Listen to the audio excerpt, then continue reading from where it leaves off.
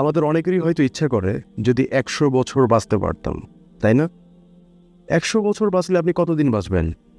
মাত্র 36,550 দিন এরকম। আচ্ছা, 100 বছর তো বাঁচা সবার সম্ভব হয় না।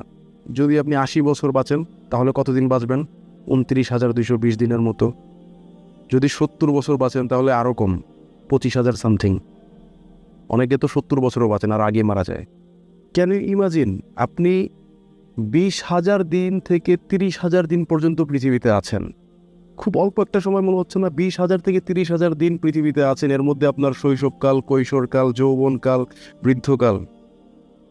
এবং এই পৃথিবীটাকে আপনি একটা রাজপ্রাসাদের মতো চিন্তা করতেছেন, এটাকে রাজপ্রাসাদ বানাবেন। মাত্র 20,000 দিন থেকে 30,000 দিন পর্যন্ত আপনি পৃথিবীতে আছেন। একটু চিন্তা করুন, আসলে আমরা কতটা কম সময়ের জন্য পৃথিবীতে এসেছি। আপনার জীবনকে যদি একটা বইয়ের পৃষ্ঠার সাথে তুলনা করি, তাহলে আপনার জীবনটা হচ্ছে একটা 20,000 থেকে 30,000 পৃষ্ঠার একটা বই, যেখানে প্রতিদিন একটা করে পৃষ্ঠা উল্টে যাচ্ছে। প্রতিদিন দিনরাত হচ্ছে একটা করে দিন কমছে, আপনার বইয়ের থেকে একটা করে পৃষ্ঠা কমছে। আপনার জীবন থেকে একটি করে পৃষ্ঠা হারিয়ে যাচ্ছে, যেটা আর কখনো ফিরে আসবে না। আপনিও ফিরে যেতে পারবেন না। তাই আল্লাহ সুবহানাহু ওয়া তাআলা যেটা বলেছেন যে এই পৃথিবীর জীবন কেবলমাত্রই ধোঁকা, সেটাই সত্য। পৃথিবীটা একটা ধোঁকার জায়গা।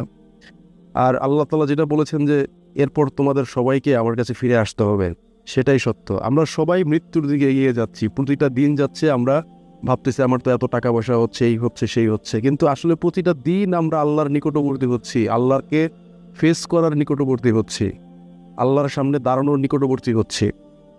আমার আপনার মতো একজন বান্দা আসলে কি আমরা আল্লাহর সামনে দাঁড়ানোর মতো উপযুক্ত, তাকে ফেস করার মতো উপযুক্ত, যে কিনা সব কিছুর রব?